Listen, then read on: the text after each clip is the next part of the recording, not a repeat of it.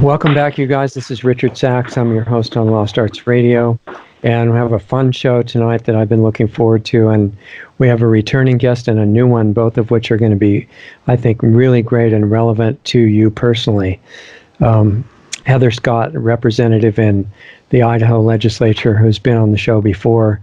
I'm a super enthusiastic supporter of, for the main reason that her motive for being there is she wants to help the people of her state, which is almost unheard of these days and needs to spread more on all levels, local, state, federal. Well, there shouldn't be international, but that's another level of government now. And she suggested a great person to come with her, which is Scott Herndon. And the reason that I wanted to especially have him on as soon as possible is that one of the big subjects we've been talking about is an agency of the federal government that's of as much concern as any of them right now. And to introduce that particular topic, I would probably just remind everybody that the thing that's unique about the founding of America, the founding principles and documents of the United States, is that in the Declaration of Independence, it makes clear, and also in the Federalist Papers and other documents, that the government exists with the permission of the people who are above the government. The states are above the federal government, people are above the states, and that each layer gives permission to the one below it with the sole purpose of protecting all the individual rights and freedoms of the people, not to control them, not to take over their life for their own benefit or anything like that, but just to protect the country's borders and to protect anybody from invading from inside or outside or threatening the intrinsic rights of the people who live there. And that hasn't been lived up to now, but it would still be nice to see it happen. Things could still, even this late in the game, be turned around. And the only way in government that will happen is if the motive of the people who become representatives, become real representatives, is that they want to bring it back to that original purpose in actual practice. And so all these agencies have been set up, most of which, as far as I can see, have no constitutional basis at all. But they've been set up and they basically make laws outside of Congress or outside of legislatures, and they call those laws policies, but then they enforce them with their own firearms and personnel. And they're not always extremely benevolent. One of the ones that we've had all kinds of horror stories about is the Child Protective Services. And that is supposedly has a great motive and reason for existing to protect children against that probably pretty rare case where the parents are just completely abusing and criminally neglecting the child. But it's morphed into something that is an agency to control how you raise your children, which is not the prerogative of any legitimate government. So Scott has had some really interesting experience with CPS in Idaho, maybe other places too, but at least in Idaho. And we want to learn from both of these guys what we can do to bring these agencies and state governments back in line with what their real purpose is supposed to be. And each one of the two guests has actually done that in real life. So it should be a fun discussion. Welcome. Thanks for spending the time with us, you guys. I really appreciate it. Thank you for having us on. In order for us not to all talk over each other, I want, before we get into the topics, and CPS is just a starting point, we can go wherever we want to, but I want the audience to really understand who both of you are. So Heather, why don't you introduce yourself to people who don't know you from before, didn't see the previous shows, and would like to know what you're involved in and that sort of thing. And we'll do the same thing with Scott. Okay, so I'm Heather Scott. I am a state representative from up in North Idaho, the top of the panhandle of Idaho. Mm-hmm. And I've been in office, I'm going on my 5th year, which is my 3rd term. And I'm all about liberty, the Constitution, and working for the people and trying to push back on the federal overreach and trying to understand the system so we can fix it. And before I ran for office, I really didn't have any political experience. I just got tired of seeing my state and my country slip away from what I thought it should be. And I just started educating myself, and now I've been in office. This is going on my 5th year, and every year I've been the top liberty legislator, the one that's the most conservative, votes for the Constitution, and liberty-minded of all the legislators. And it comes with a cost. I mean, you're always attacked, but that's okay. I'm about the people, and I think I'd like to just educate the people to what's going on and try to engage them so they get involved to push back on what's happening. So that's me. Yeah. And Scott, why don't you tell people who you are? Okay, well, my name is Scott Herndon, and I live in Heather's district, District 1, up in the panhandle of North Idaho, just south of Sandpoint. We own 15 acres. I'm a home builder up in this district, and we've lived here since 2004, and I'm married with 8 children. Okay, neat. And you're going to tell us when we get to it what your experience is with the agency that I talked about. Right. Okay. All right. So, Heather, your description is why I think it's incredibly valuable that you're in the legislature. And when you manage to do something like get elected to a position like that, where you have a chance to help bring government back to where it's supposed to be, one of the things I would think you want to do as a high priority is clone yourself, get more people interested in the same motivation, right? So if you agree with me, how is that going?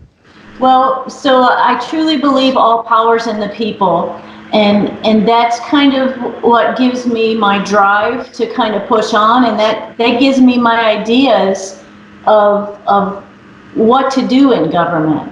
And Scott's the perfect example, and I think this experience has been great, because I got a call from Scott I think it was last summer, and he told me about an experience he had with Child Protective Services, and I'm sure he'll share that next. And when he shared it to me, he said, "Heather, I know my rights, but most people do not know their rights." And he said, Child Protective Services told me they are never denied. They were trying to get into his home, and he'll explain all that. And he said, we have to do something. And he did his part, but then he helped me with legislation so we could try to empower other citizens, and we can talk about that as we go along in the program, but I'll let Scott share his story with his experience with CPS. That's a great place to start. So what led up to the phone call, Scott? Okay, well, it actually goes back to November of a couple years ago, year and a half ago. And I actually knew Heather at the time, and I knew our other local state representative at the time. And we had a child who was hospitalized. And I actually, our oldest is 22 years old. And before that time, so that would be November 2017, I had never had a single contact with Child Protective Services up until that time. When our youngest, was hospitalized because he had a stroke, and there's no explanation for why he had a stroke, during that time when we were in the hospital, there were actually 3 referrals made to the Department of Health and Welfare, which is the Idaho Department of Health and Welfare. One of them, the initial referral, was basically as soon as your child has some sort of catastrophic injury, the agency wants to get that child onto an expanded Medicaid program. So that's business for them. We did not need that because we were participating in a health sharing ministry, and actually I am philosophically opposed to government provided health care, and I would turn it down even if I had no other medical provision at that time because I would look at it as my responsibility to provide for our own medical care. But that was the first referral. And then while we were in the hospital, we were there for a total of 3 weeks. It generated 2 other referrals. And interestingly enough, this was in Washington State because our biggest children's hospital is in Spokane. It's Sacred Heart. And they will call the Idaho Department of Health and Welfare. And in the Department of Health and Welfare, they run, we'll call it Child Protective Services, but really it's the Family and Children's Services Division. And they made a referral number 1 as someone called. They never tell you who called. The call a division of the state. To remain anonymous. Scott, you said it's a division. Is that a division of the state government? So basically, it's the state government. Is that correct? It is, correct. Even more so, it's our second largest budget item in state government. Not for CPS exactly, but for that particular department is the Department of Health and Welfare. And Heather she may remember the number better, but I believe their budget is over $3 billion a year. And they're only behind education as far as taking up the Idaho state budget. So explain that. I didn't follow that last statement. Explain what you meant by that. They're only behind education, something. Right. So you mean that it's second only to education in the amount they spend? Yes. That's okay, I got correct. it. Right. Sorry. Right. Education spends about $4 billion in Idaho. Health and welfare spends about $3 billion. Now, the reason they spend that much money is because they administer a lot of federal programs. So 66% of their funding is, and I say funding, and I always put that in quotes because there is no actual federal funding. It's all debt financing, federal debt financing, which isn't real money. That's another program, right? That's an interesting But basically 67, exactly. So almost 7 out of $10 that they spend basically come from the federal government to manage mostly federally mandated programs. Now, interestingly enough, so CPS is just a piece of the bigger picture of health and welfare. Okay. However, there's a lot of federal money in CPS. So we're talking tens of millions of dollars, and there are a lot of federal incentives to grow your business. And in fact, there are also mandates by the federal government. The reason we have CPS in every state is because of a congressional law. It was the CAPTA, Child Abuse Prevention and Treatment Act of 1974. So prior to 1974, there were no CPS agencies in any of the states. And after 1974, CAPTA mandated that the states create a Child Protective Services division at the state level. And so in 1976, Idaho did its duty and created Family and Children's Services, or CPS, which now generates about 23 to 24,000 calls every year, because that's another one of the federal mandates is you have to have mandatory reporting. So anybody who suspects child abuse, neglect, or abandonment is required by law to call the CPS agency, and then the CPS agency is required by law to either categorize the call as an information referral or to actually conduct a full-blown investigation of the call. So this is all coming from Congress at the federal level, right? Yes. Correct. The state of Idaho is mandated by Congress and by federal law to do this. Did you ever look into... I don't know what the repercussions are. Did you ever look into who started this and why at the federal level? I only know the bill that actually passed in 1974. I don't know what was the ideology that precipitated that particular act of Congress. However, if you go back to that period in time, in the 1960s, you had expansion, you had Medicaid, and then you had you'd already had Social Security in place for a long time. You had growing federal programs that were reaching into every area of life, including education. And right around that time period, 1974, I try to look at other things that were going on at the time, and I can't see anything in particular that would suggest why that came through in 1974. You had the sexual revolution in the late 60s. You had increasing divorce. I'm not really sure what precipitated it, but those were the things culturally. You had the approval by the Supreme Court of abortion. I'm just looking at the cultural changes that were going on in the early 70s. But that's when Child Protective Services came into being.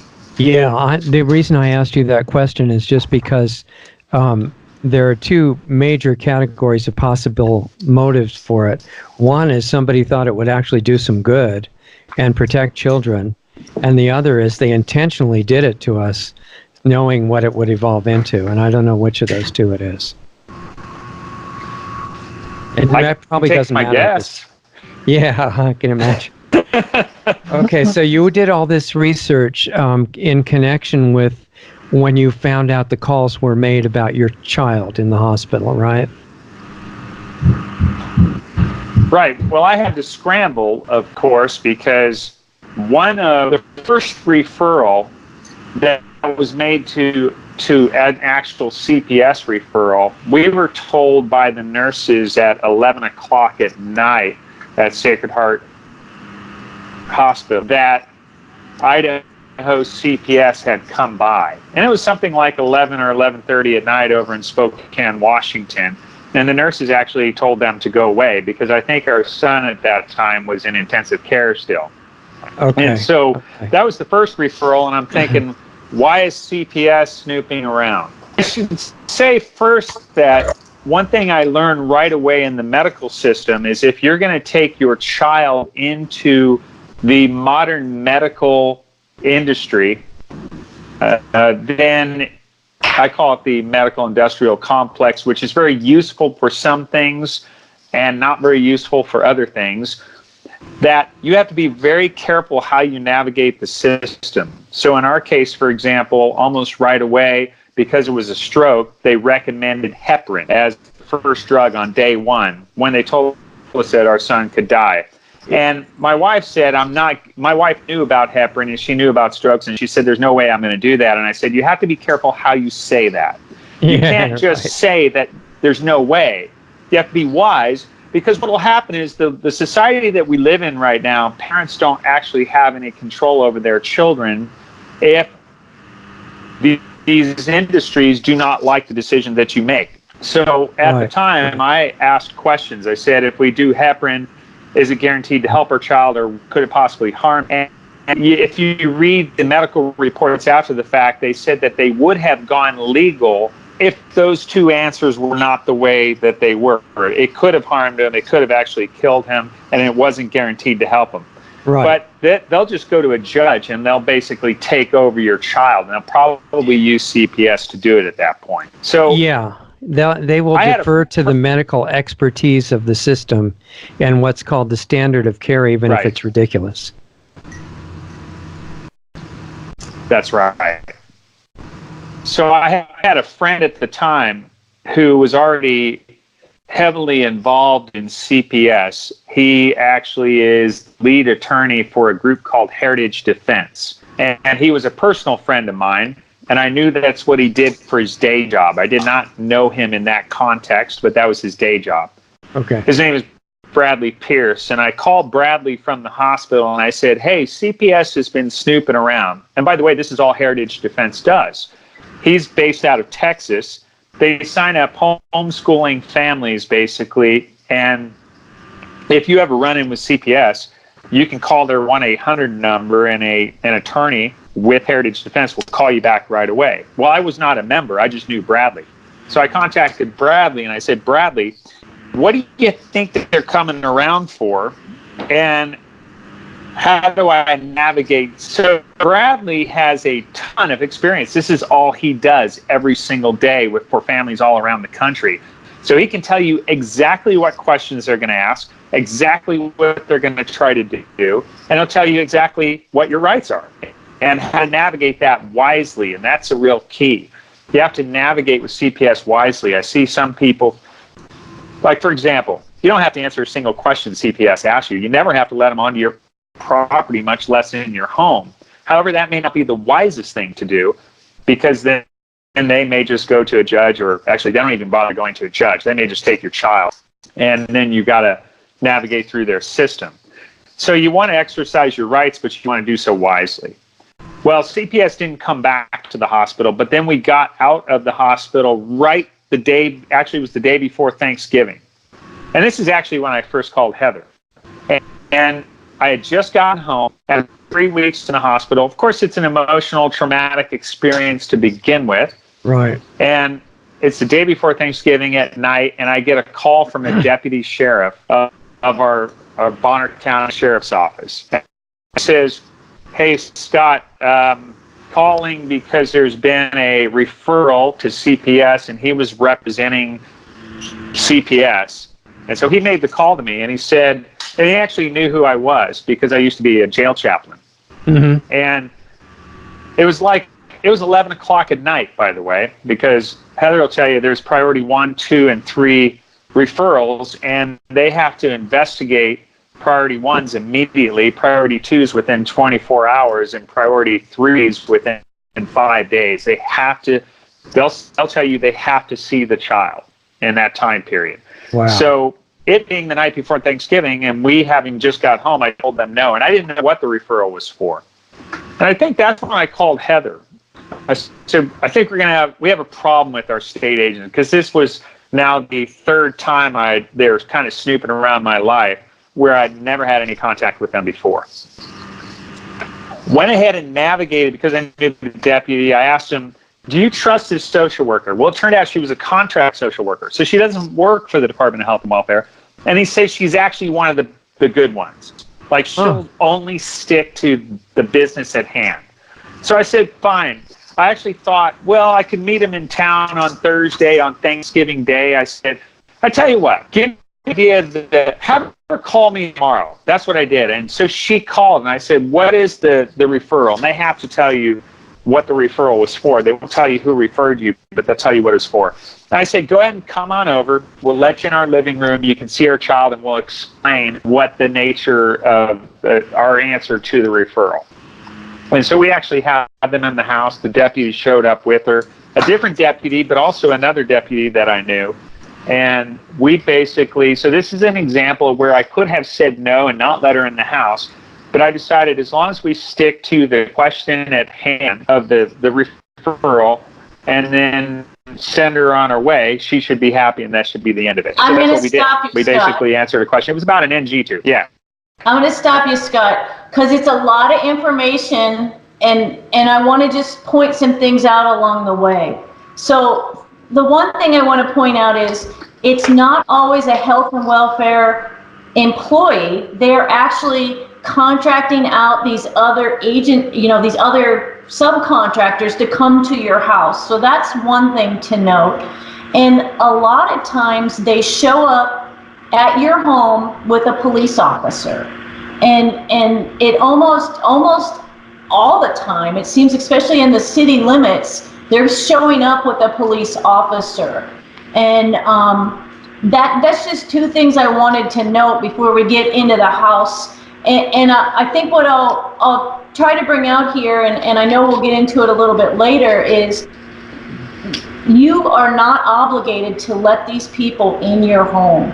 If they do not have a search warrant, or they have to have probable cause in a search warrant, or they have to be exigent circumstances that the child is in complete danger. Other than those two reasons, if you do not give them consent, they do not have to come in your home. And another thing I don't know if you caught, but if a CPS worker contacts you, you can ask to meet at a different location. Go meet them at a coffee shop. You do not have to meet them at your home. You do not have to let them in your home. And I just You're talking about with the child or not? Excuse me? With the child? I would meet them without. I would meet them without. But let's finish with your story, and then we can get into it. If I were going to meet... Go ahead, Heather. Oh, I just said, let's finish with his story and then we can go into the details. Okay, I want to mention one thing in response to what you said. And I agree with Scott that strategy is really important. If you're in the right, if you have the right of way and you drive in front of a giant truck that runs over you, you're technically correct and you're also dead. So the strategy thing is kind of important. And one of the things that they're demonstrating right now at the federal level is that there are judges for sale or rent, and that they will issue all kinds of orders for blanket search orders that will justify trashing an entire house and stealing everything you've got in case it might be evidence. In other words, stealing all your computers and your data and your books and maybe your kids if that's convenient, whatever. So the strategy has to take into account not just what the agencies are supposed to do, but what they really do, and that applies to judges as well. And I'm not sure how bad they are in Idaho. Maybe you've got really good ones. But on the federal level, they've managed to find judges that will order anything, as you know. And I'm not saying what that means to do. I'm just saying, it's more information to be aware of. So anyway, Scott, go ahead. Okay, well, I would say overall, as I approach CPS, and this would be my major recommendation to people when you think strategically, you want to approach it as if it's I hate to say this, but as if it's a professional transaction. As long as we're going to have this agency, you should treat it like any other business relationship you enter into. So they don't get to set all of the terms. However, in other words, don't treat them like a police agency, even though they are. Treat them you would treat any of your customers. In other words, you're going to negotiate, and this is part of your tactical approach. So note that I did not let them into my home without first getting a referral as to the character of that particular contract social worker. Right, which just happened to be available, and it's not always something you can get. Right, I would think that most people can't do that. I was in an unusual position, too. I would say I was in an unusual position because I actually knew both of the deputies that were involved, both the deputy that called me the night before and the one that actually came to my home. I knew both of them personally. When I was in the jail, one of them, I recall, I actually had counseled. So I remember them both personally. And so when the first one told me the contract social worker was a trustworthy contract social worker, now I take it with a grain of salt. I didn't absolutely trust his validation of her, but I decided that it was likely that with his recommendation, I could probably just try to stick to the business at hand. Now, remember, in my case, and if I didn't make this clear, this was simply about an NG tube providing nutrition to my son. He had pulled it out before we left the hospital, and we had made an arrangement. Obviously, we're concerned about him eating, and since he was recovering from a stroke, he was not yet eating on his own. He was 4 years old. He also has Down syndrome, so he's a differently abled child anyway. Okay. But we're concerned about his nutrition. We had already arranged with the company that was providing us his feeds and the tube and the pump for feeding. Before we left the hospital, without his NG tube, he had just pulled it out, and we said, why don't we try it through the Thanksgiving holiday to see if having that out, because that can really bug a child because it messes with the back of the throat. It goes all the way down into their stomach. Right. We said, why don't we leave it out and see if that helps him to, and they said, we approve of that idea.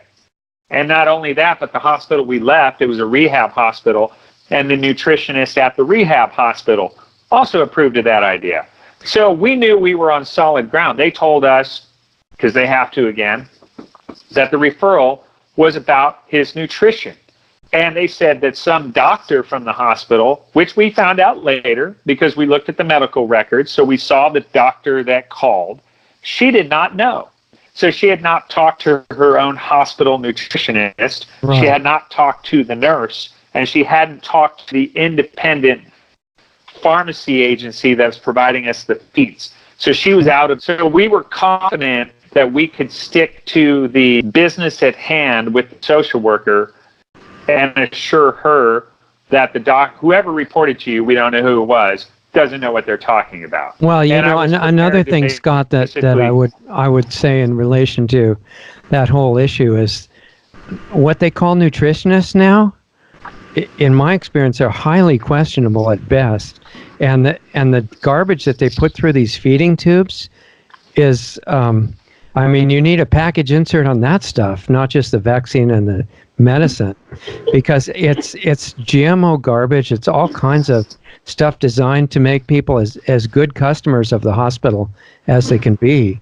And I think if you have the child's mouth available, which is really useful for eating, that if you can get back to using that, it opens up the spectrum of the foods that are available instead of that stuff in the plastic bag they put in the tubes. Just an observation. I'm not. Hey. I don't have a real easy time relaxing and just accepting all this stuff that they want to do to us. I'll try to be better, but it bothers me a little bit. Hey, Richard, you're going to cover 2 rounds. But hey, we actually at the hospital, they showed us, this is how my wife is, and this is how I am. And he's had a stroke, and we need to provide him nutrition. What's in that bag?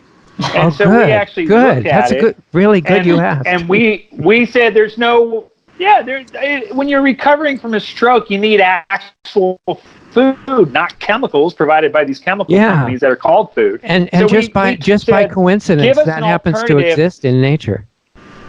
It's amazing. It does.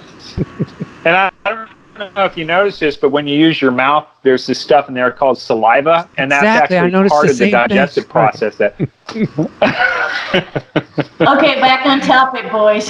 Sorry. Yes. Anyway, well, we actually gave him a good organic feed through the NG tube, but. The bottom line is, so we're definitely in charge of the care of this child, and so we figure we'll go ahead. I actually thought about meeting the CPS worker at the mailbox. I thought about meeting them in town, but remember, it's Thanksgiving Day, and I have a medically fragile child that we're taking care of, newly recovered from a stroke, and we're very concerned about him. I don't want to go all over town, so we have them in the house, and then she left. She was a very nice lady. As it turns out, she was great. My opinion is CPS shouldn't exist. However, at this point, her conduct was textbook acceptable conduct, okay?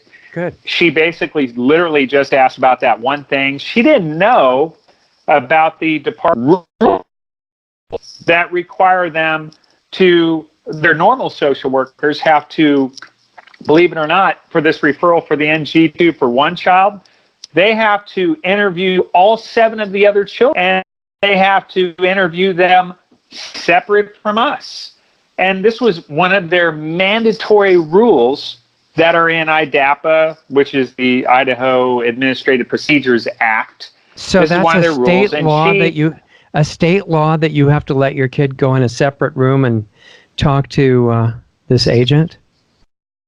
Is that what you're saying? No, it is a rule that makes it mandatory. It just says it's mandatory that the social worker interview the other children. That is not a rule or a state law or a constitutional requirement of the parents. That is definitely where you draw the line. And this is where my story goes. So yeah, because they could take your kids in another room and make up anything. Of course. And any good parent would never let their children alone with a government worker. Why would you do that? That would be a bad parenting move, in my opinion. So she left, and I followed up with her after the weekend. We ended up putting the NG2 back in on Friday with the private company.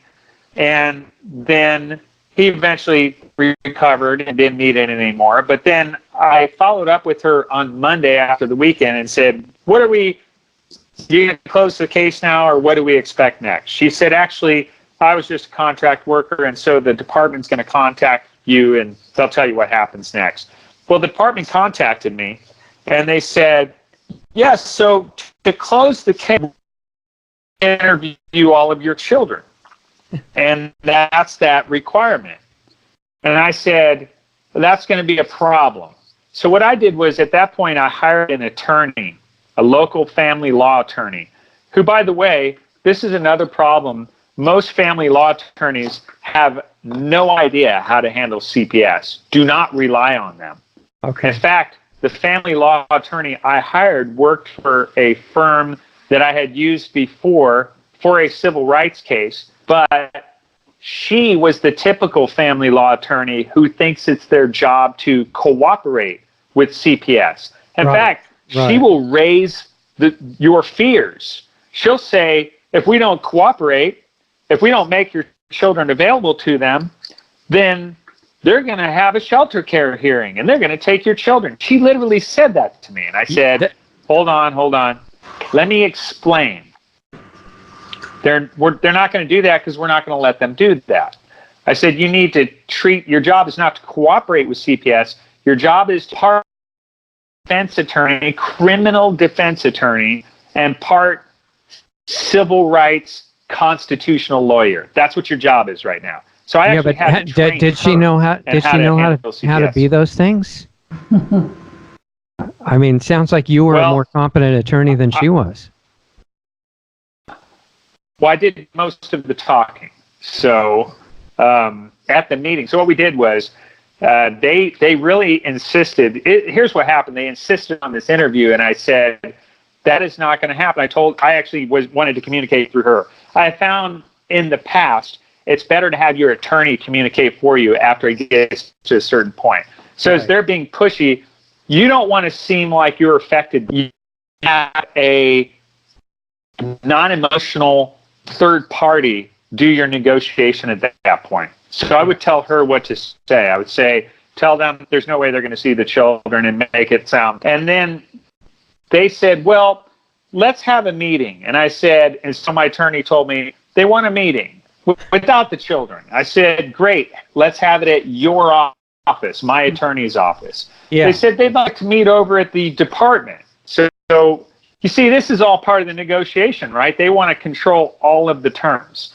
So we actually acceded and said, we'll go ahead and meet you over at your office. So my attorney and I will meet you at your office. That was a local office, and we went over there to meet them. We had no idea what they wanted. They wouldn't tell us until we met them what they wanted to close the case. Right. And what they wanted, as it turns out, and of course we recorded the meeting I did. My attorney said, I don't want to know anything about it. I've done on three different recorders. She said, that's a good idea, just don't make me responsible for it. So we recorded the meeting. Right. It was about 16 minutes where they insisted on, they were really friendly, of course, and they said, yes, we are completely satisfied. There is no issue with the original referral. We are completely satisfied that you guys know what you're doing and that the referral was in error and there's no problem. I said, great, close the case, right? And they said, our procedures do not allow that. Our computer system does not allow that. We need to interview. And then I said no again. And it was literally after 2 or 3 times saying no that, and very nicely explaining that we want to just exercise our constitutional right, they got a little bit testy, and they actually threatened legal action. They said, we'll call in Idaho, the way it works is every office of CPS has an assistant attorney general that works for the state attorney general's office. They actually do the prosecutions under the Child Protection and work very closely with AAGs, assistant attorneys general. And so they said, we're going to call ours, and we may have to call you into court to make your children available to us. Only she was a little bit harder than that. And we basically, in the meeting, just got her to kind of dial back the rhetoric, stuck to our position, and told her no for reasons of the Constitution. And then about 30 days, and then we left. And remember she had threatened legal action in that meeting, and 30 days later, I got a letter in the mail that said the case was closed, and that was the end of it. So Yeah, it sounds like, interviewing the other kids when there's no issue is looking for more business, basically. I mean, that's the way it strikes me, just right offhand.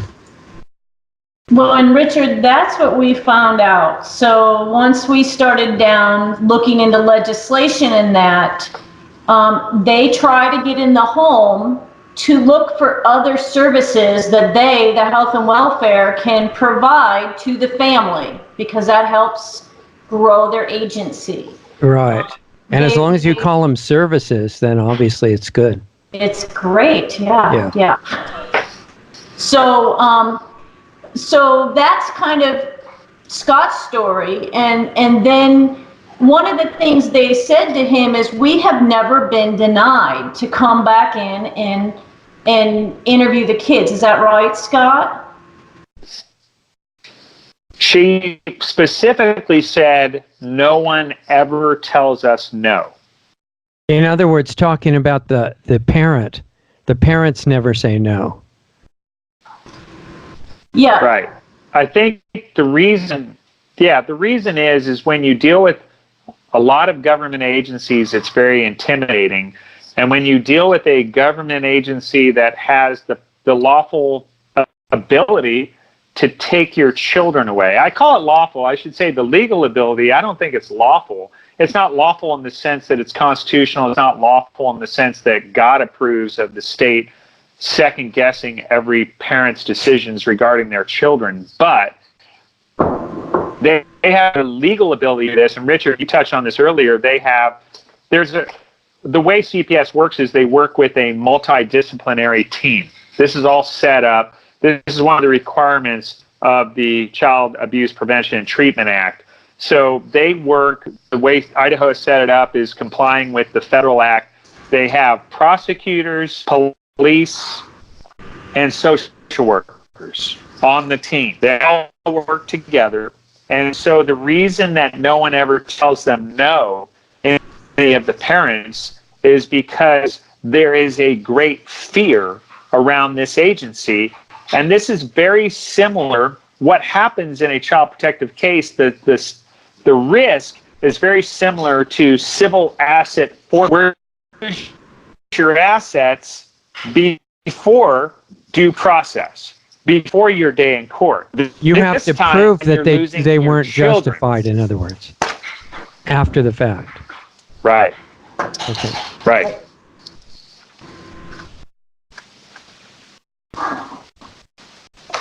So you're an example of what happens if you don't go along with it.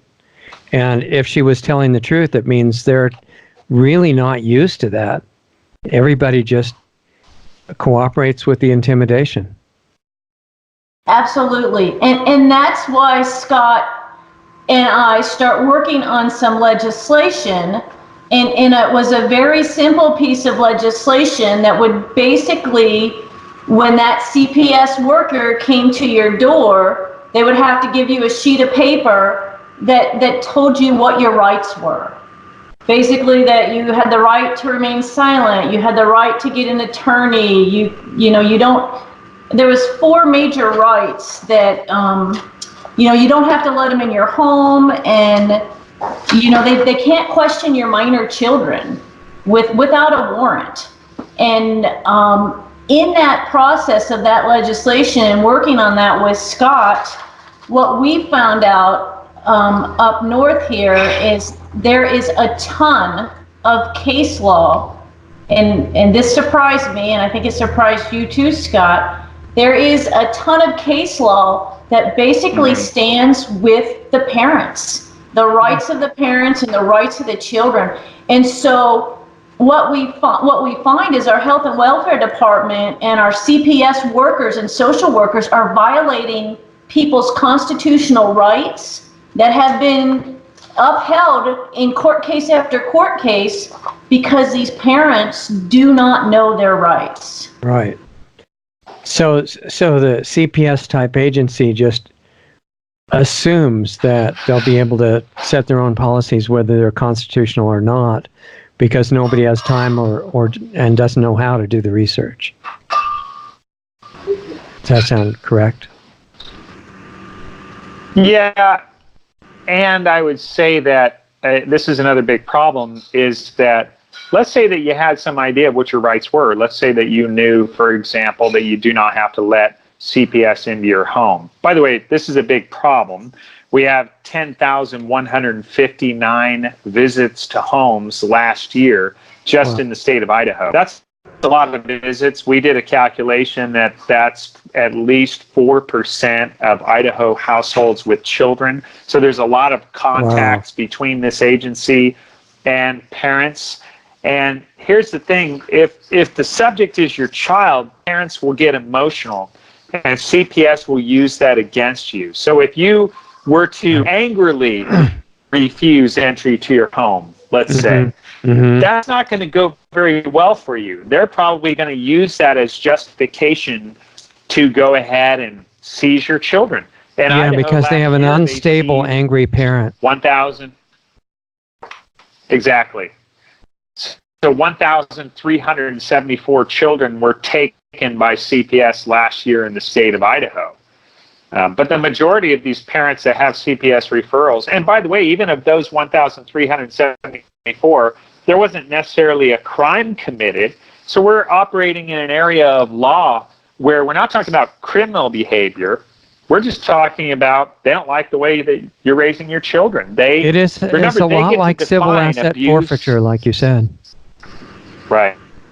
They're basically going and they get into to define abuse. Well, they're going into people's homes for educational neglect. I don't even know how that got on the list. Wow. They're questioning parents on their parenting philosophy. I've got reports that they've said that dirt under a kid's fingernails was neglect and dirty dishes were neglect. Wow. So once they get into your home, they're taking photographs of your closets, your pantries, your home. This is a violation of your constitutional rights. Now, if you allow them, you're giving them consent.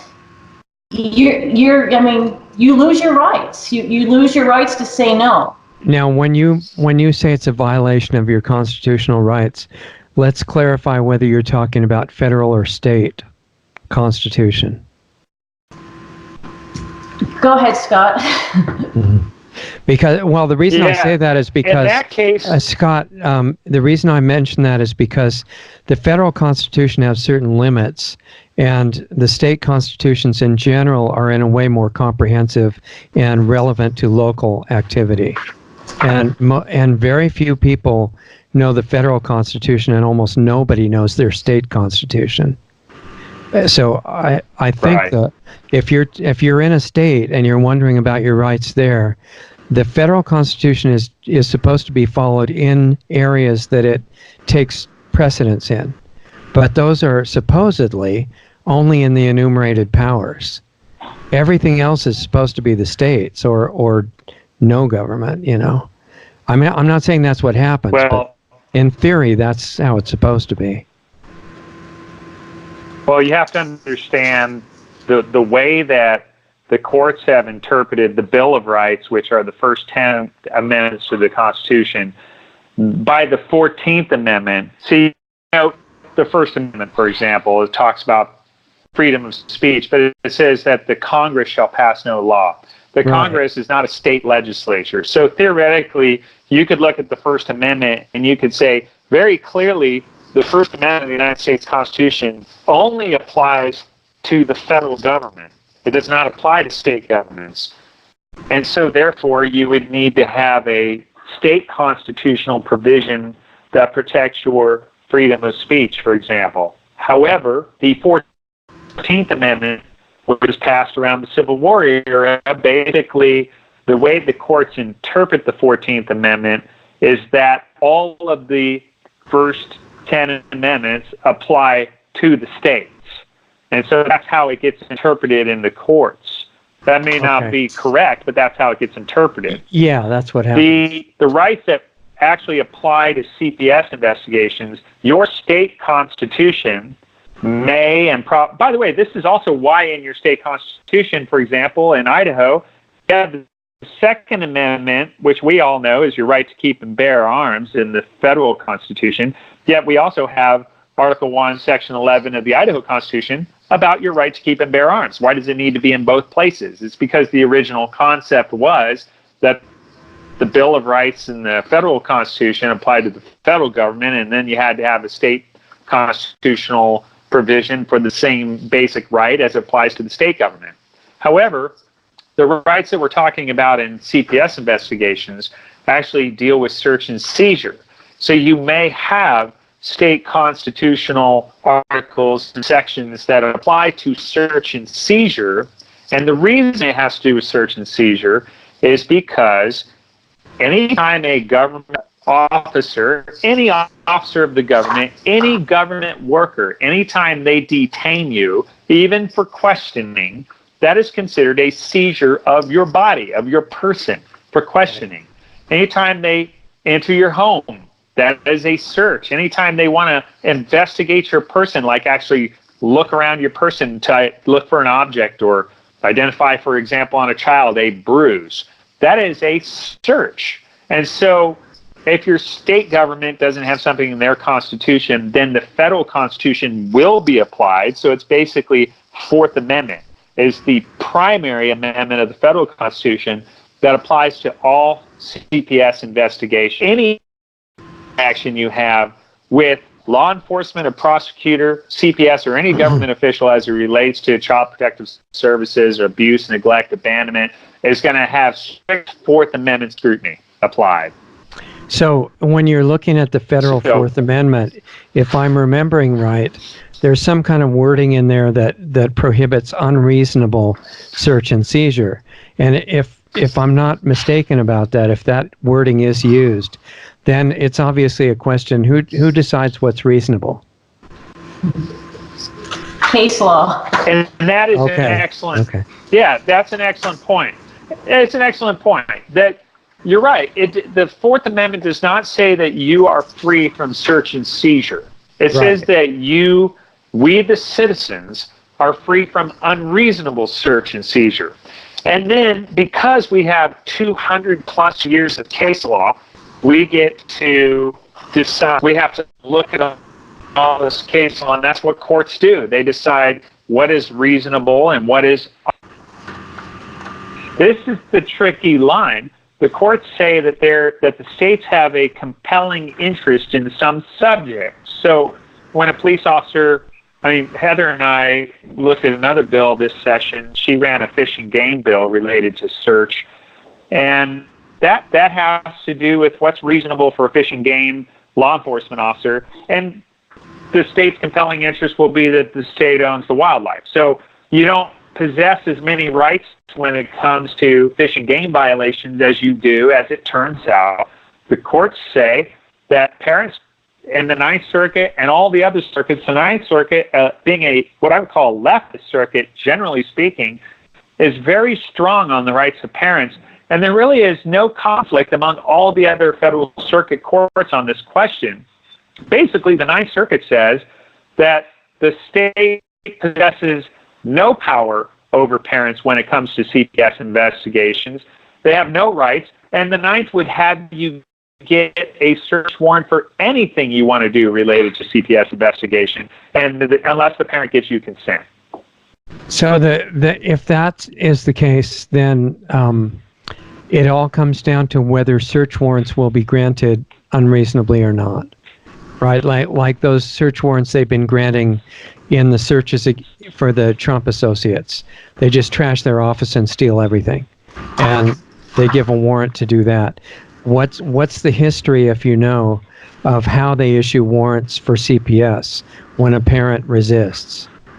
So I don't think they're issuing warrants because parents are not saying they're giving consent because they're just letting them in. Yeah. And that's these CPS workers are coercing their way into home. They're intimidating parents. They're showing up with police officers, and like they did with Scott, they're saying, if you don't let us do this, we're going to go to the judge. Well, most judges are not going to give a search warrant unless, and search warrants are very specific, as you know. They're supposed to or be. should be.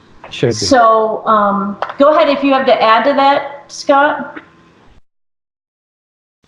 Well, sure. Let's talk about, you nailed it, Heather, because they would only ever have to go to a judge if the parents didn't grant consent.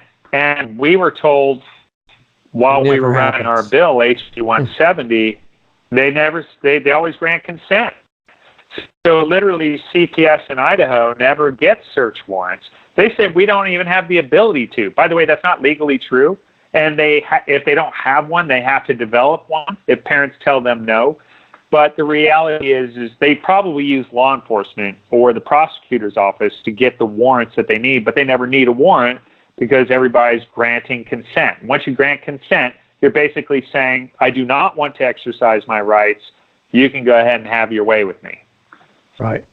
Right. Well, and something that your listeners can remember is, let's just say you do give them consent, and we've had this situation, and you let them into the home, and all of a sudden they start making you feel really uncomfortable about their line of questioning, to the point where you're feeling that this is going to go bad or end up poorly. You still have the right at that point to ask them to leave your home.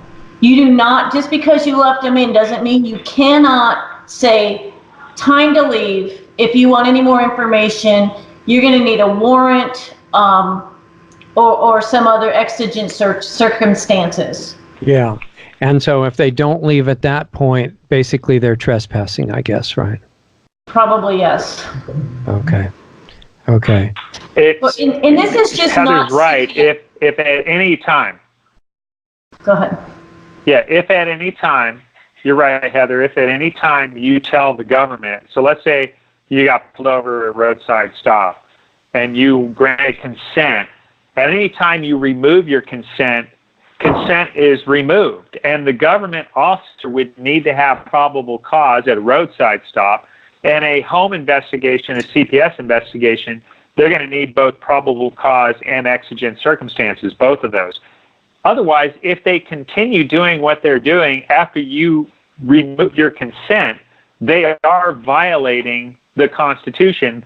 And one of the remedies is you could sue them in federal court, and depending on the circumstances, you might prevail. Now, of course, federal court cases take years and years, but at least in civil rights, it's a civil rights court case. You can find a lawyer and they'll get paid when you prevail. So you may not have to come up with legal fees in order to take the government to task for violating your civil rights. Right. And if it is a civil rights violation, what is it, Section 1983 or something like that of the Civil Rights Act? Correct. Then under that law, you can hold individual representatives personally responsible and liable, right?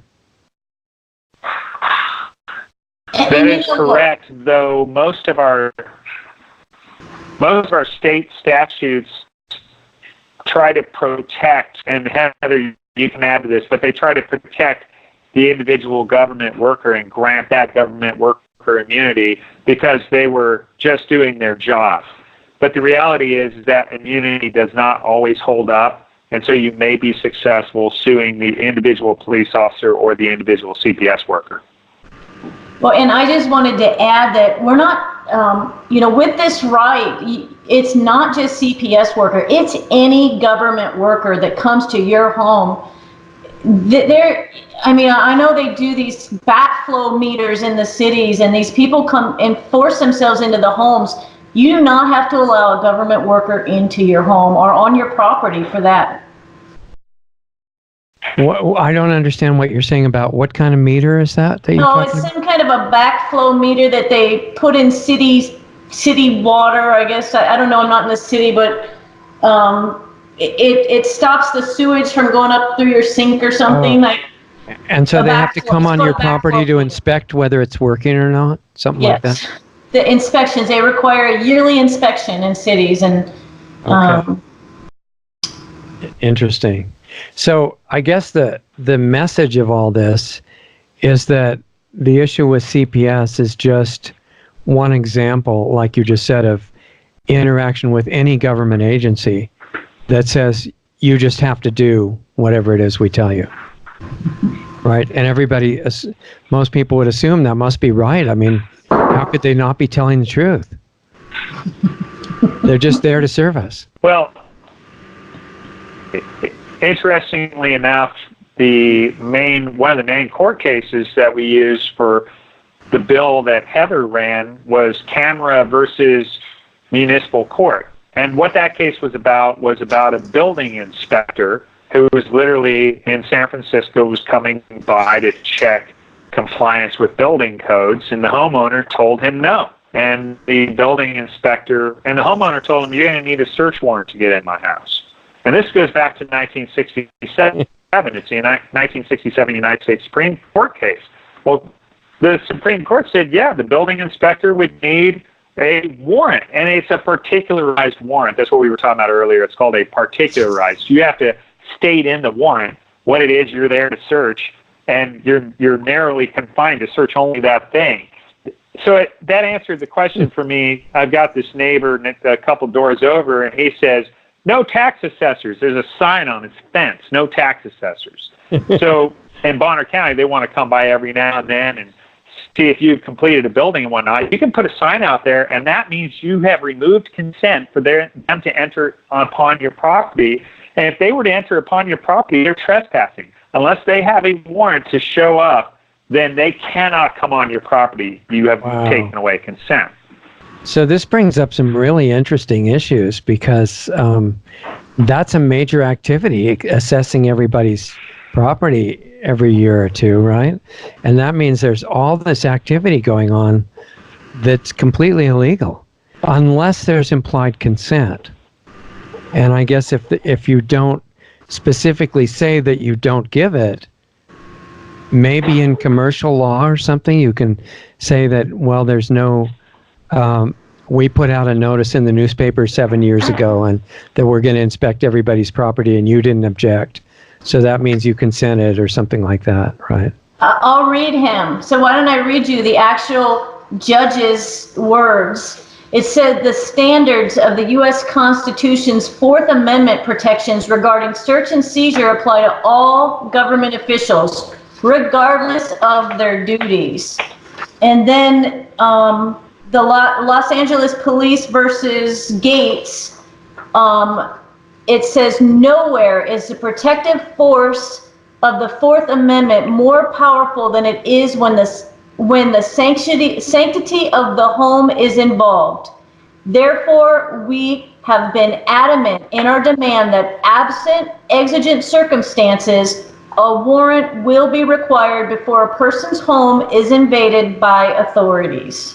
I mean, those are both Supreme, the first one was the Supreme Court and the second one was the Ninth Circuit Court, 1990. So this kind of stuff is going on primarily because nobody is aware that they have any say over it, right? Yeah, I put out a newsletter, know your rights or lose your rights.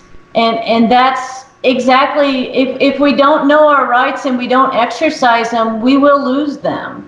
So that also implies that the U.S. Constitution, contrary to the people that talk about the bankruptcy in 33 that converted everything to a business basis, the Constitution is still being used successfully to defend people in those instances, right? I would say yes. It was surprising. I got faith in the courts after seeing all these cases. I was shocked that the family and the parents are so protected. Even with this CPS, there was something in here, and it talks. Let me see if I can find it real quick, about the dignity of the family needs to be protected in front of the child, and it was really amazing to read these court cases and see that the courts do stand firm on some things. They are on the right spots of some things. Right. How old is that, the thing that you're referring to? So actually, it's right here. It's 1999, Calabretta versus Floyd. And it says the reasonable expectation of privacy of individuals in their home includes the interest of both parents and children in not having government officials coerce entry in violation of the Fourth Amendment and humiliate the parents in front of the children. Okay, and you mentioned a few times this phrase exigent circumstances. Is that the circumstances that would justify breaking those rules? Or what is that, and who decides? Do you want to take that, Scott? Sure, I'll tell you exactly what that means. Good question, Richard, about who decides. In this case, again, it goes to the judge who decides. So the CPS worker might make a decision about what exigent circumstances are, and the police officer might make a decision about what exigent circumstances are. But in the end, if you sued under a civil rights violation, it's going to be a judge who ultimately decides, were they right in their assessment? And there have been enough parents that have gone ahead and taken these agencies to task, or these police officers to task. And so the circuits have all weighed in, the federal courts, and they have said exigent circumstances are imminent danger. And imminent danger means risk, but actual danger.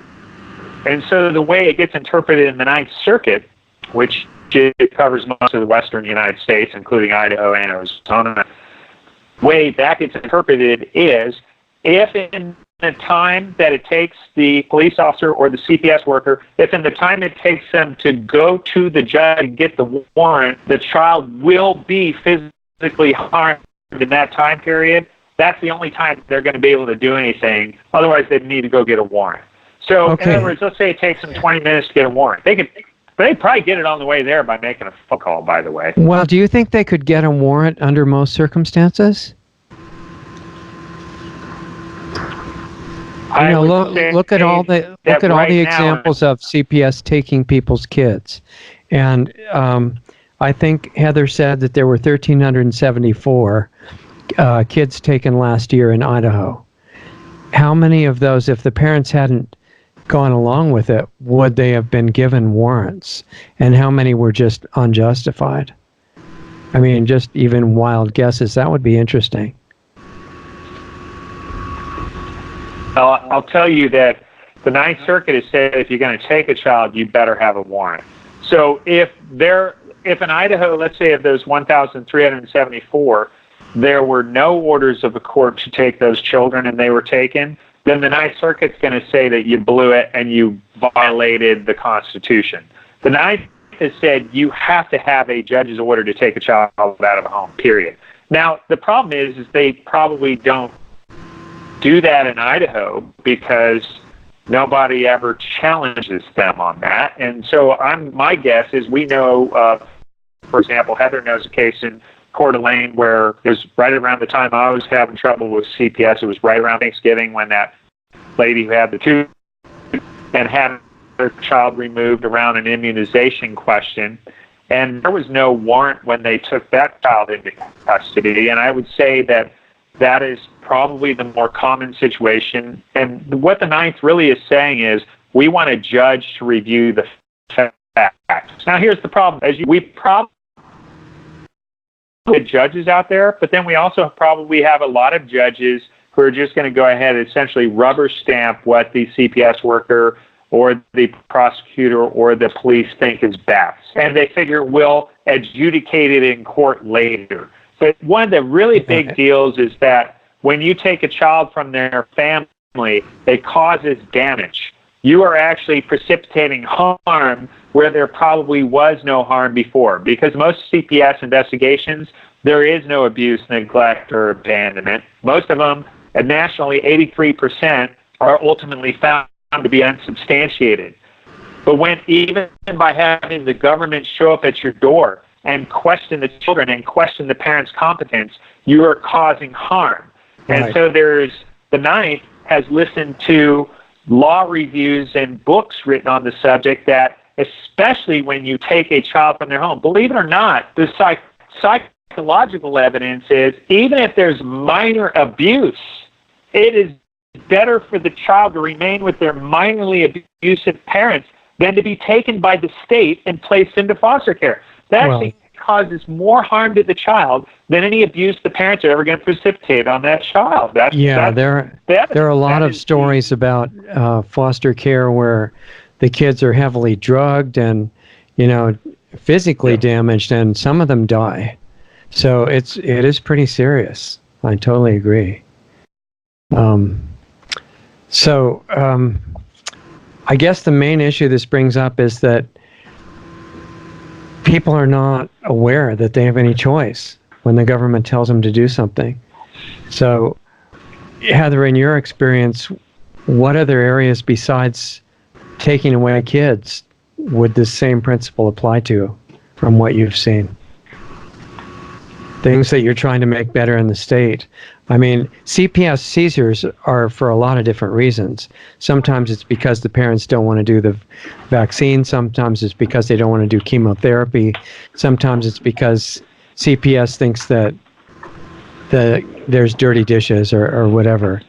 But there's other kinds of government agents that come and force things on you too. For example, what if the parent thinks it's dangerous for the kid to go to public school? Could this end up in the same situation? Yeah, look at the laws for public schools, or I call them government-run schools across the nation. Off the top of my head, I don't know, but every aspect, it always comes down to education and knowing your rights. When you get pulled over along the highway for a check station, is that legal?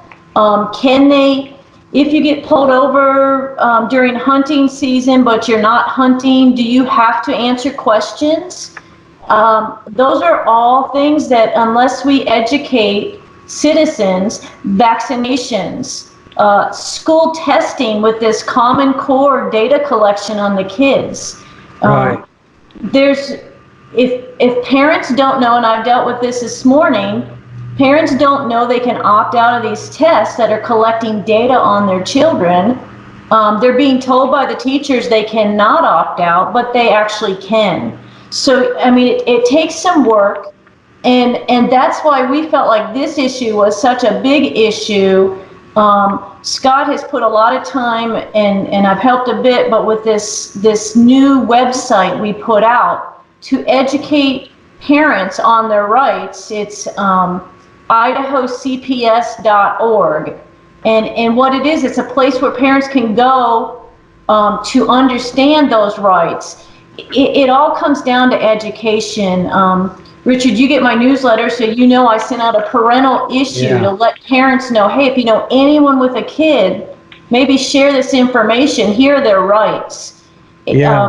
If you're open to having people from other states on your newsletter, I'd really advise it, because it's so rare, unfortunately, to find representatives who are still normal humans with the right motivation, and they're only there to try to do some good.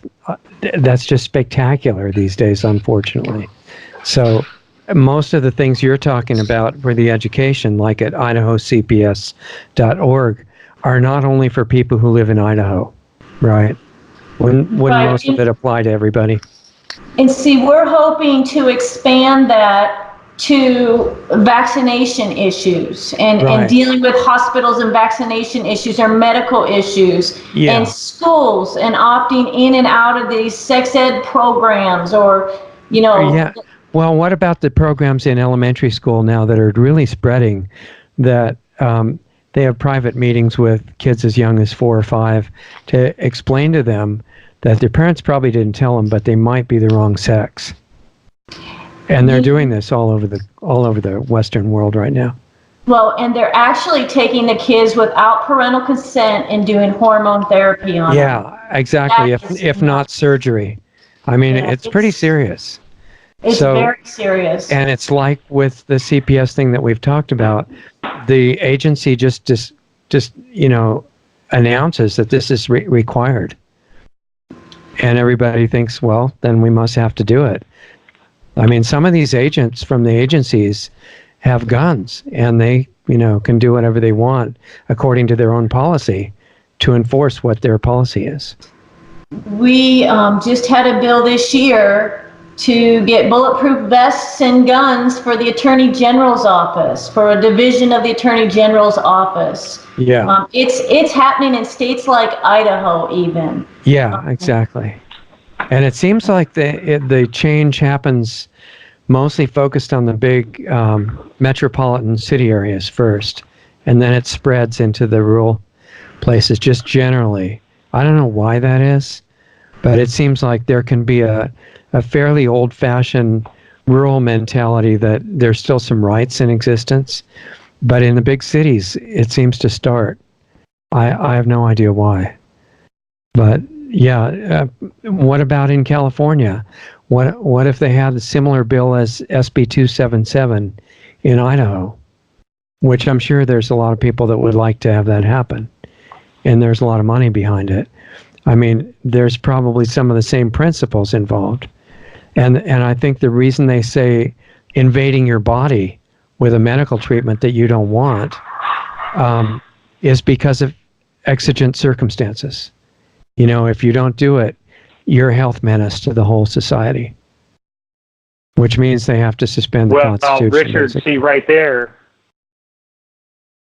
Well, right there, Richard, the argument is it's the state's compelling interest. And so what we need more citizens pushing for individual rights, for family rights, and we need more state legislators like Heather who understand that actually as our representatives, it's their job to represent the individual's rights and the family's rights against the government. And that's kind of why they were called representatives. But the Bill of Rights is right. Yeah. And the Bill of Rights and the Article 1 of the Idaho Constitution, what they are is the rights of citizens vis-a-vis their government. They're not the rights of citizens against other citizens or in respect to other citizens, but it's the rights of citizens against a tyrant government.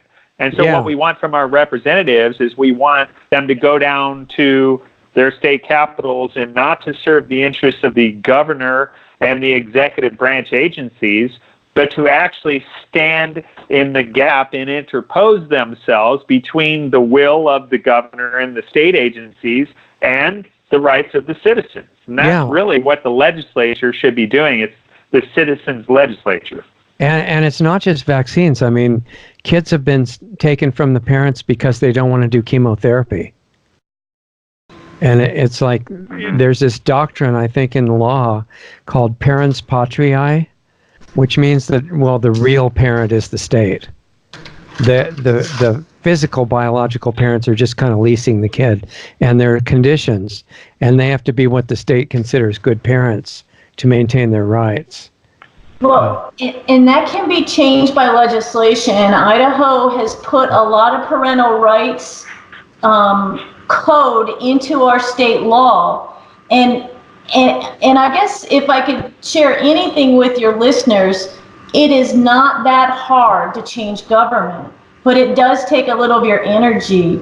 I mean, you have to, number one, learn who represents you and who votes on your behalf. There's probably 3 people, a senator and 2 representatives that are voting for your area, whatever that district or area is. And once you figure out who those 3 people are, contact them, pick up the phone, find out where they live. Most people are very public. If people think that government, legislators are way up here and we can't talk to them, but that is not the case. A lot of people also feel that one person going to a legislator's office is not something the legislator cares about. They care about big groups. Well, and I'll tell you why that's wrong.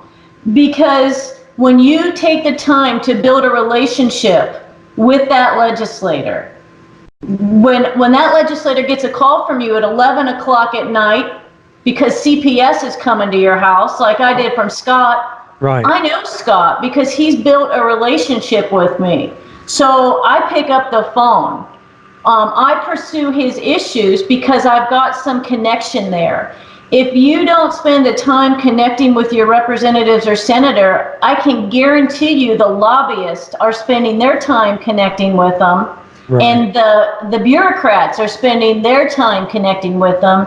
You need to develop a relationship between you and who represents you, and get some connection there so you build some credibility there. Right. It means a lot more for me to get a letter from a constituent I know than to get 100 emails to vote no on some bill. Right. Because I know this person and I trust this person. Okay, so when that happened and Scott called you at 11 o'clock at night, what was your response, and what did you think, and what did you do? Well, and that's the thing. Your legislators usually don't know what to do. Yeah. They got to figure it out just like you do. It's a new situation, right? It's always a new situation, but it at least puts it on our radar. You can't expect your legislators to fix it, but they can come alongside you and help get you in the right direction to fix it. And then when things calm down from your issue, then they can work on legislation to fix the problem in whole. Okay. And if the legislator's attitude is somewhat open-minded, in the direction that the motive that you have, then you just make a relationship with them and start spending time to make suggestions and things. If the legislators are just completely unreceptive, then you've got to think about somebody else running. Yeah, you need like you do. Good people to stand up and run that do care about the citizens, that aren't in it for their egos or to get it, Because, in my opinion, we need thousands more people in the states to run for office like you did.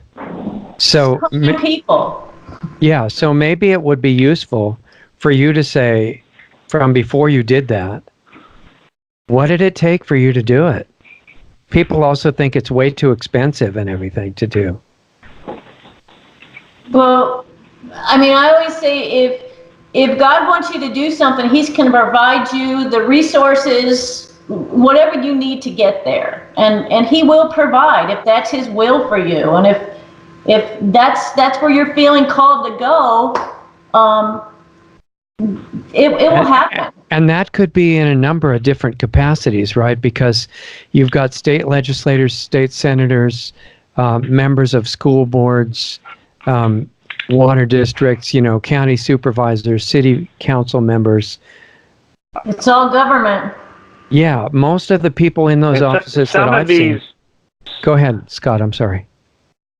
Some of the races don't take that much money. And if you have to be confident in asking people to help finance your campaign, and you'll be surprised at how many people who know you and then believe in what you're going to represent will help you finance your campaign. So don't think that you can't go to people and ask for money and then ask them to help you raise money from people you don't know. The thing I also want to add is don't wait until the state legislative session to get to know your legislator. They're going to be super busy during the 3 months or the 4 months or however long they're in session. You need to get to know them the other 8 months of the year, the other 9 months of the year. That's when you're actually going to be able to get to know and develop that relationship so that when, number one, you can have them consider your bill ideas when the next session comes around, but also by developing the relationship, you'll be able to figure out, is this a representative who represents the people, or do I need to help get someone else into this position? But I'd recommend that your state legislator is very local to you. And so you should call them up. Usually, if you look in Idaho, all their numbers are published. You just call them up, email them, or call them and say, hey, would you like to meet for coffee in the local town, wherever you guys are near, and meet them for coffee in July or May or September, way before the legislative session, and start to get to know who they are and start to basically develop the relationship where you can influence them and can also learn from them. So that's what I recommend, is don't wait till the legislative session to do this. And make sure to understand that these aren't people far away in Washington, D.C. These are people that represent you in your state and that are right from around your area. That's a great idea. And I think it's easy to find out who your representatives are, right? Those are all listed in your state government site online, so it just takes a minute to find that out. Cool. And Heather, when you're in session working on these things with the Freedom Agenda and trying to make things better in the state, what obstacles do you run into? I'm sure there must be a few, right? Well, yeah, there's always people that don't like your ideas, and there's always competing ideas, and you're always super busy, and then you can only do so much. You can try to work on legislation, you can try to answer your emails, your phone calls. Sometimes I'll get 30, 40 phone calls a day. You add that to 200 or 300 emails on my work email.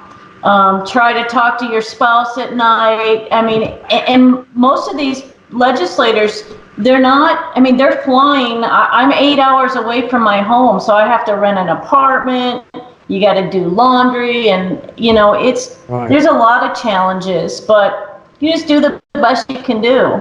And that's the other thing, is if you want to get to know your legislator, volunteer to help them. Call them up and say, hey, I'm really interested in vaccinations, and I'm wondering if you don't have information on it, is there something you're interested in I can help you research? Or do you know anything about this? And if you don't, I'll be happy to research it. Legislators like to be in the know, and they're super busy, so they don't always know everything about every topic. So any way you can get them information on something, sometimes they're voting wrong because they don't have all the information. But you can't expect to dump, like, the worst thing that people do to me is, like, they give me books, right? Oh, hey, yeah, you gotta right. just read this. Yeah. I get a whole tub of books. What if somebody had a book that they thought was really important for you, and they read it themselves, and then gave you a one-page, short-page summary? I would love that. With references. That'd be perfect. Okay. Yes. They could still get the grind point. down big chunks of information and get that into small chunks, bullet sheets of information with sources. Right. That's a great way to get to know your legislator. Yeah, then they can take the time to read the book and take notes while they read it and give it to you. That'd be super. Okay. So if somebody wanted to start learning more about the CPS issue and they feel like they're in a delicate situation and may be dealing with it in the near future, or they're in the middle of it now, probably one of the first sources would be idahocps.org, right? And what else besides that? What did you use, Scott, to start doing all this research? Well, that was the research I did, was basically learn your computer and do a lot of Google search. But I'd recommend, for Christian homeschooling families in particular, I would join Heritage Defense. That's heritagedefense.org. If you're a homeschooling family in Homeschool Defense Association is another good one to consider joining. If you're not Christian and you're not homeschooling, because some of these groups will have requirements that you be a homeschooler, or they have requirements that you profess the Christian faith. And I don't know about all the groups out there. If there isn't a group that exists for bikers who send their kids to public school who want to help with CPS, then maybe you should consider starting one. And that's actually something citizens should look into doing. Support groups. So there are groups out there. Yep, support groups. And I would consider, especially, take advantage of social media and build a group on social media like the Health Freedom Idaho group has done, that they can stay up to date on health freedom issues in Idaho. And in their case, they've formed a 501c4, and you don't necessarily have to do that, but even just having a Facebook group where you can get information of people who care about your issues, I would recommend, if there isn't one, to consider starting one. You'd be amazed how often those groups really grow because they're actually, if you have a need, there's probably a bunch of other people out there who have the same need, or if you have a concern, there's probably a bunch of other people who have the same concern. Right, right. Yeah, you mentioned homeschooling a couple times, and I think, there are more reasons all the time to support homeschooling. And if individuals don't have time to do their own homeschooling, if they're just struggling to survive and both parents are working and they're stuck in the daycare circuit, then they might get a few friends who have a similar view of things that they do and do the homeschooling as a group, right? But I've noticed that homeschoolers are going to be the targets of some of these bills that are coming up, like SB 277 and 276 in California, that are proposing to take away medical exemption rights now, since the other ones are already gone. And I think they're looking at targeting homeschoolers. So it's going to come down to some kind of a decision point, of whether homeschooling is going to be a place that is inviolable or not. And I think the government wants it violable, and the only reason they're going after kids mostly now is that they are hoping, this just from what I've seen, the closer they can get to a cashless society situation, then they can start making requirements on the adults that are enforceable, because they can turn off your cash chip, something like that. But if we foresee that, then some of the strategies that are done now could be preemptive, which might be, something that could be dealt with in the legislature too. So it sounds like there's a lot of resources right now, though, that people could look into, and to help avoid the need for public school, maybe avoid the need for hospitals as much as possible. Well, and some people get discouraged because they say we need more people to wake up, and we need more people to wake up. It just keeps getting worse and worse. But you don't want to give up, because as bad as the worse it gets, more and more people will hit their breaking point. Yeah. And as that happens, you want to have your network set up. You want to have your support group set up so they have a place to go when they reach their breaking point. Right.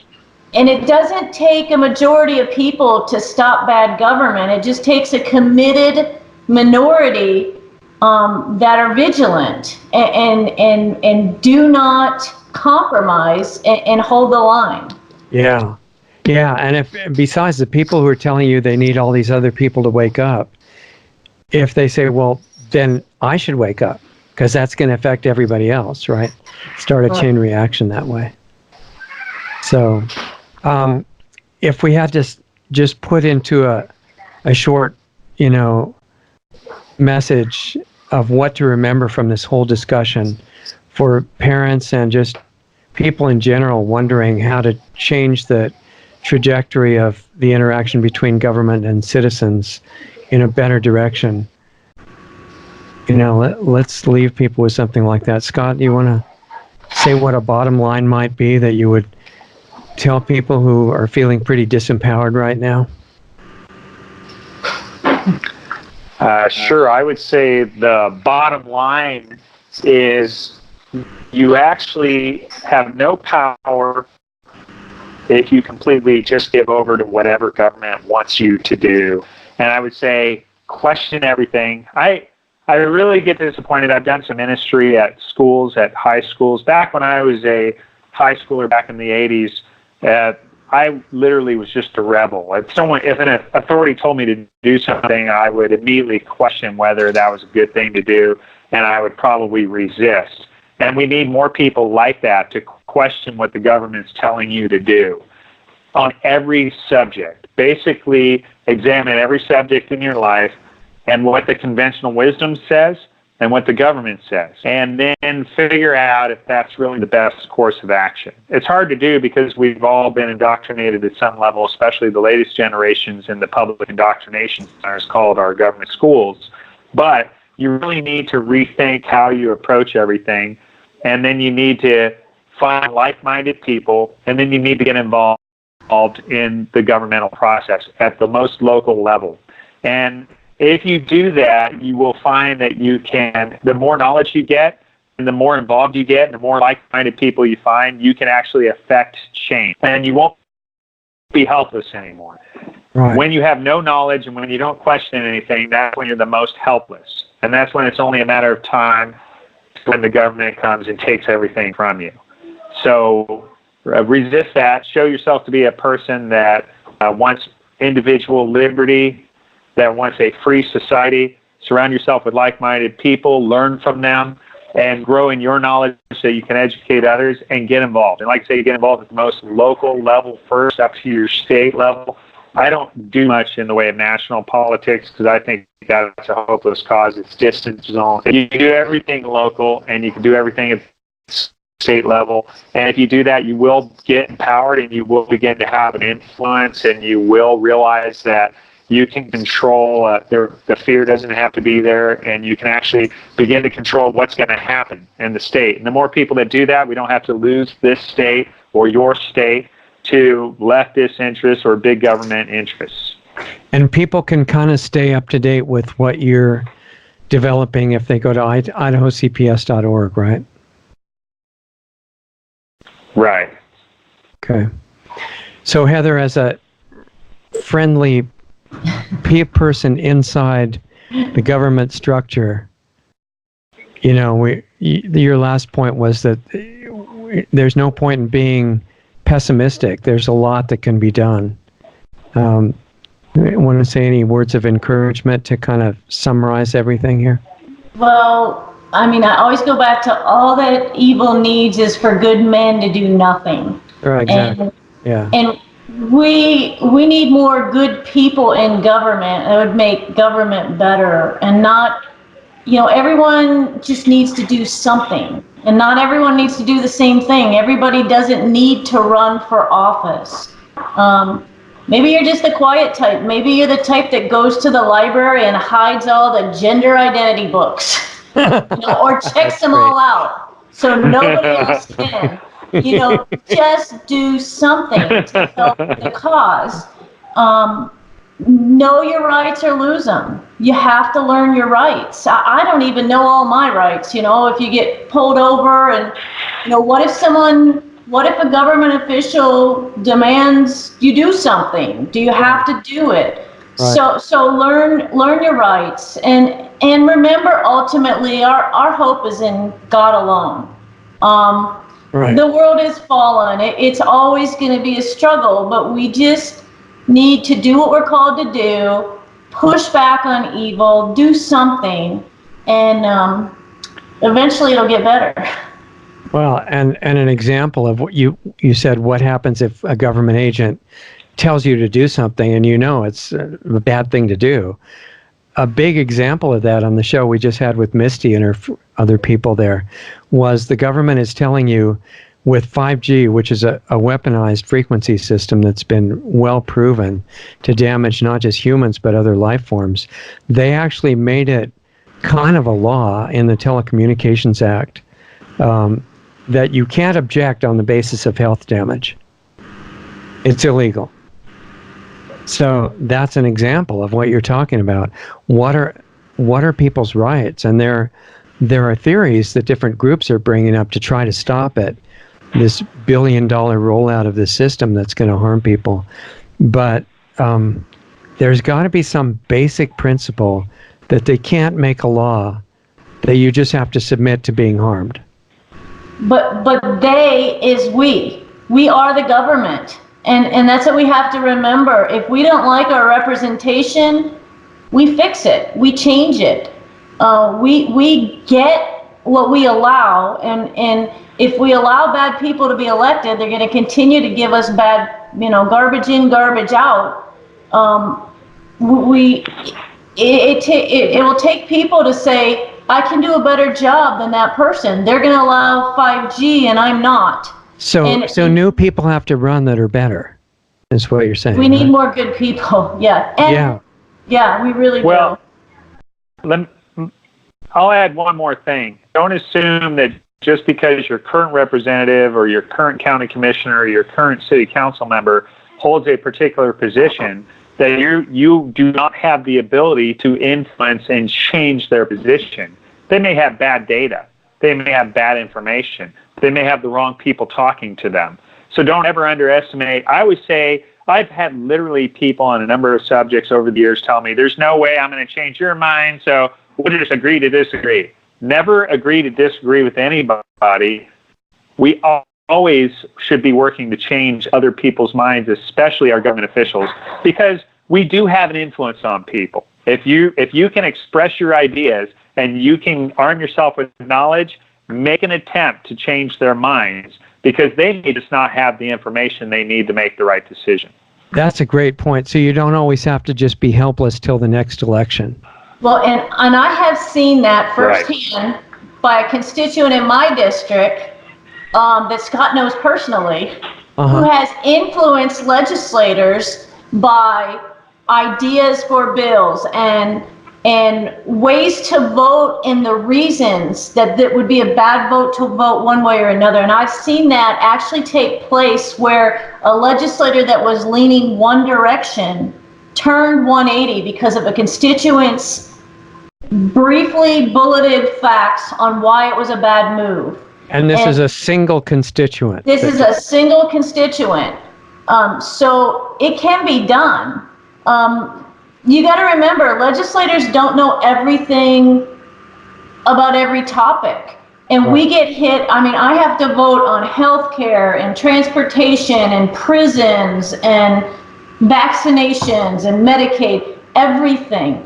Nobody, I don't care how smart they are, is an expert on all those issues. Right. So if you are an expert, or you can find that information to turn your legislator into the expert, that's going to influence them. Okay. Is there any way that people outside your state can support what you're doing in appreciation of a legislator who's, got a good attitude? So, I hate to ask it, but I'm going to ask it this time. I always need donations. Yeah, and I think it's worth it. I think I would have to start asking more, because as you do stand up for things, you get attacked, and you have to combat those attacks. And sometimes you need to pay to get the message out in front of people, whether it's radio or news or mailings. So I'm not going to not ask. So you could always financially support me by donating on my website, which is Vote Heather Scott, or I guess it's Heather Scott for North Idaho. That's what it is. HeatherScottForNorthIdaho.com. Okay, not the word vote, huh? Yeah, I think that's bad. I don't know what it is. I think it's Heather Scott for North Idaho. Okay. It comes up, VoteHeatherScott.com. Yeah, okay. VoteHeatherScott.com or Heather Scott for North Idaho. But there's a contribute button on there, and I will say that donations are appreciated. Yeah, I think that's important. So, okay, well, I really appreciate the time. I hope people will support you as much as possible. And I know that your attitude will spread, which is extremely optimistic for the world. Starting with Idaho. And hold on for just a minute, and we'll finish up in the break here. Okay, you guys, so that was Scott Herndon and Heather Scott. Incredible show. I thought I took in a lot from it. And they're both doing great work, and I like to be inspired by people who have the kind of courage and commitment and motive to actually do something positive, to get involved in government, either on the inside like Heather is doing, or as a citizen like Scott, reminding everybody that in America, still, even now, even though the government often wants you to think that you don't have rights anymore, you actually do. And he proved it. And CPS said that they would, do these terrible things to him if he didn't give them private one-on-one time with each one of his kids. And I mean, totally ridiculous, but we're programmed to accept that kind of stuff now. And Scott's point about questioning everything, I thought was incredibly important, that we get into this memorization paradigm, I guess, or habit, And it's spreading everywhere, and it makes people accept things that common sense would tell you right away are not something to accept. And it's the same way that doctors now going through medical school are being told injecting things into people is safe and effective, and it's not.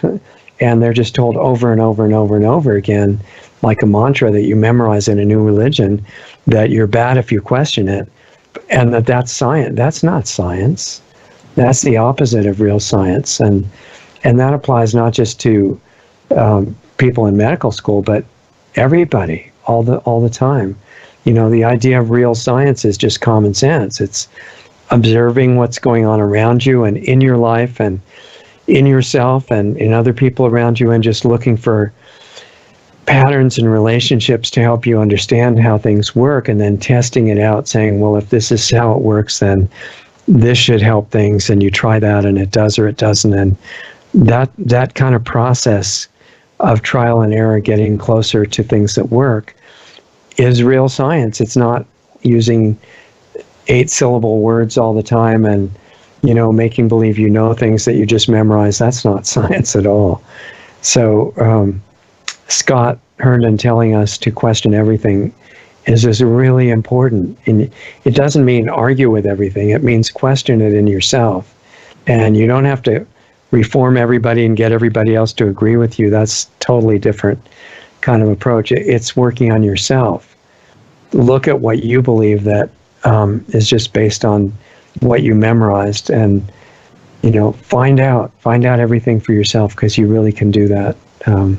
Every individual has that ability. Anyway, that's why I found Scott really inspiring, because he saved his kids from having to have interviews with who knows what government official that could say, well, your kid just told us that you're doing this and this and this to them every night, and we have to save all your kids from you for their own benefit.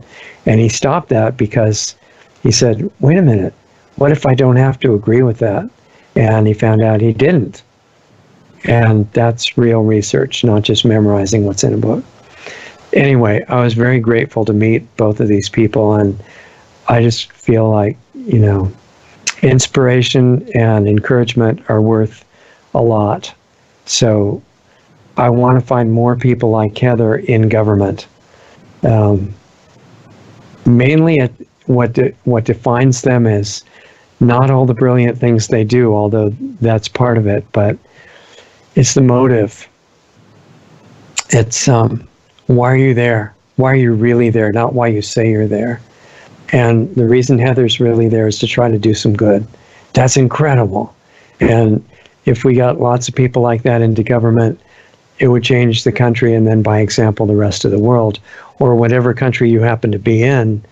Doesn't matter where it is, it would change your country, because what we talked about, the rights, you know, that we're discussing with Heather, they're not just for people in America. The American Declaration of Independence was really great because it said that people's rights are the same in every country. So it doesn't matter where you live. Now, it matters that your government may not agree and think that you belong to them. But the reality is that you have all these rights no matter where you're born. And so getting from that realization to putting them into implementation in the kind of the system or the government, wherever it is you live, is not mutually exclusive from doing your internal work to take care of your health and your focus in your consciousness and all these things that are important to upgrade your own life. You can do that at the same time as trying to do something useful for your community or whatever it is that you're shown that's right for you to do. Maybe it's just something to really help your own family or help your children or help some friend or neighbor or work associate of yours.